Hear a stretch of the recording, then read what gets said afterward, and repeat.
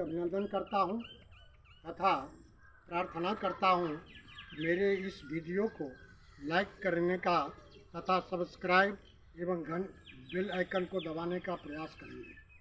साथियों, मैं आज लाया हूं यज्ञ तथा अनुष्ठान का महत्व।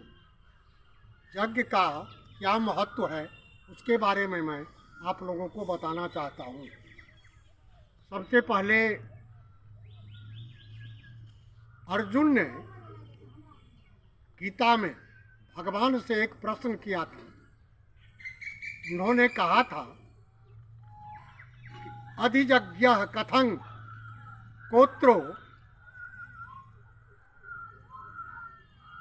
अधियज्ञं कथं कोत्रो देहास्मरन् माधव। अर्थात हे माधव, माधव यहाँ मैं भगवान को कह रहा हूँ क्योंकि भगवान का एक नाम माधव भी है, क्योंकि उन्होंने मधु नाम के राक्षस को संहार किया था, तब से इनका नाम माधव हो गया। इसीलिए अर्जुन ने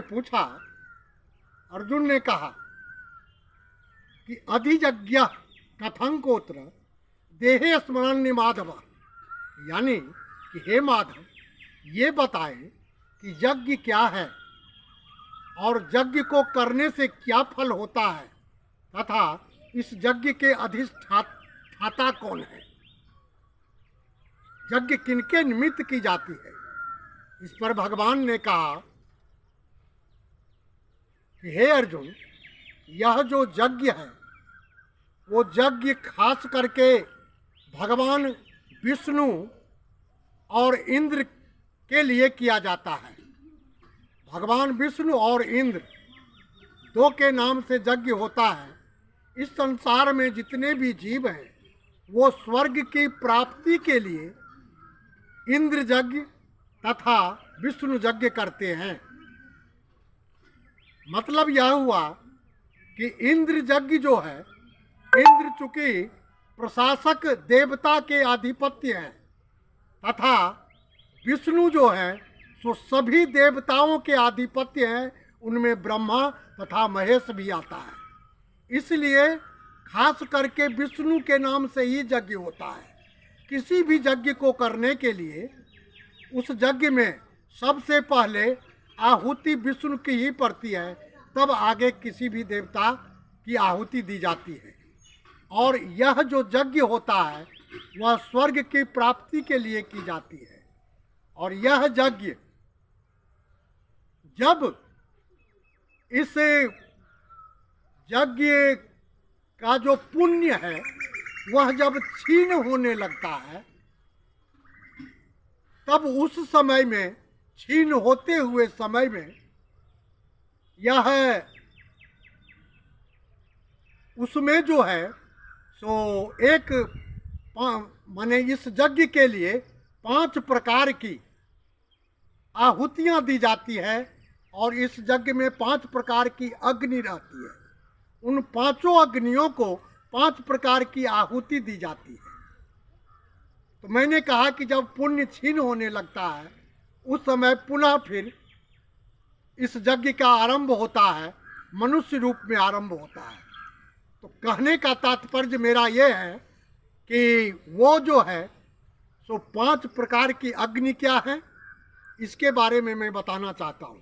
वो 5 प्रकार की जो अग्नियाँ हैं उसमें पहला है स्वर्गलोक, दूसरा है बादल, तीसरा है पृथ्वी, चौथा है मनुष्य और 5वां है स्त्री। ये 5 प्रकार की अग्नि हुए और इन 5 अग्नियों को 5 प्रकार की आहुति देंगे। और यह 5 प्रकार की आहुति क्या है? इन 5 प्रकार की आहुतियाँ हैं, सबसे पहला श्रद्धा, दूसरा सोम, तीसरा वर्षा, चौथा अन्न और 5वां वीर्य। ये 5 प्रकार की आहुतियाँ पड़ती है उसमें। ये इसलिए दी जाती है इस यज्ञ में आहुतियाँ, चूँकि इन्हीं आहुतियों से यह सृष्टि चलता रहता है। यज्ञ का वही अर्थ होता है, यानी जिस प्रकार से मैंने कहा कि स्वर्गलोक तो स्वर्गलोक हुआ, दूसरा है बादल, और इधर आहुति में है वर्षा। तो बादल वर्षा के रूप में इस पृथ्वी पर, तीसरा है पृथ्वी, तो इस पृथ्वी पर माने उतरती है वर्षा के रूप में। और जब बारिश होती है तब जो है सो अन्न उपजता है। तो आहुति में चौथा अन्न है।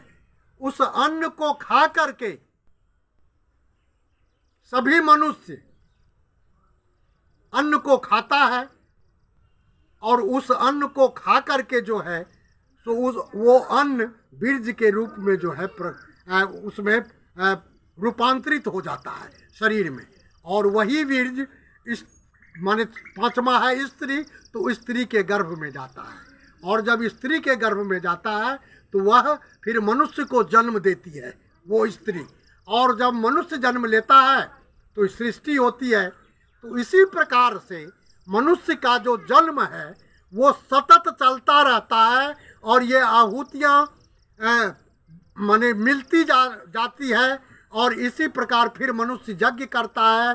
इसी तरह से यज्ञ करके पुनः फिर गर्भाधान होता है स्त्री, फिर वो मनुष्य को जन्म देती है। अतः यह सृष्टि जो है अनवरत रूप से इस ब्रह्म में विलीन हो करके अनवरत रूप से मनुष्यों का जन्म होता रहता है।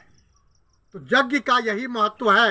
अतः हे अर्जुन, यज्ञ करना पूजा करने के समान है। अतः इस ब्रह्म के लिए, ब्रह्म माने सारी ब्रह्मांड की प्रकृति, जो ब्रह्म है, जो जीव है, उसको यज्ञ करना अनिवार्य सा हो जाता है। अतः यज्ञ कर्म जो है सबसे महान कर्म है, और इसी प्रकार यज्ञ कर्म यदि बंद कर दी जाए तो सृष्टि जो है तो चलना बंद कर देगी। सृष्टि में जितने भी भौतिक वस्तुएं हैं सभी जो है सो स्थगित हो जाएगा, सभी चरमरा सा जाएगा। इसीलिए यह यज्ञ अत्यंत आवश्यक है। धन्यवाद।